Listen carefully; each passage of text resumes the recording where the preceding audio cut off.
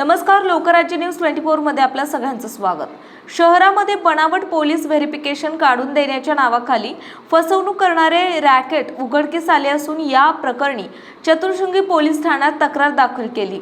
त्यानुसार एका आरोपीला अटक करण्यात आली आहे। मात्र या बनावट व्हेरिफिकेशनमुळे तक्रारदाराला हाती आलेली नोकरी गमवावी लागली। तक्रारदार बिशल नरीपठेंद्र सिन्हा वय 28 राहणार वैदुवाडी सेनापती बापत रोड यांनी दिलेल्या तक्रारीनुसार त्यांनी खराडी येथील एका खासगी सुरक्षा कंपनीत नोकरीसाठी अर्ज केला होता। कंपनीने पोलीस व्हेरिफिकेशन सादर करण्याची अट घातली होती। यावेळी त्यांचा मित्र भैयाराम अहिरवाल याने बिपिन नावाच्या व्यक्तीकडून तातडीने पोलीस व्हेरिफिकेशन करून मिळेल असे सांगितले।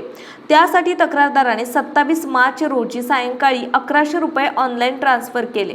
त्यानंतर काही तासातच व्हॉट्सॲपवर पोलीस व्हेरिफिकेशनची PDF फाईल आणि रिसीट पाठवण्यात आली। मात्र 30 मार्च रोजी कंपनीकडून पडताळणी केल्यानंतर हे कागदपत्र बनावट असल्याचं स्पष्ट झालं। यामुळे तक्रारदाराची नोकरी नाकारण्यात आली। त्यानंतर तक्रारदाराने पोलिसांकडे धाव घेतली। चौकशीत बिपिन सिंग राहणार औंध याने हे बनावट कागदपत्र अजिंक्य प्रकाश साळुंके राहणार खडकी याच्याकडून तयार करून घेतल्याचं सांगितलं। पोलिसांनी साळुंके याला ताब्यात घेऊन चौकशी केली असता त्याने मोबाईलवरील पिक्सार्ट ॲपच्या मदतीने बनावट पोलीस व्हेरिफिकेशन तयार केल्याची कबुली दिली आहे।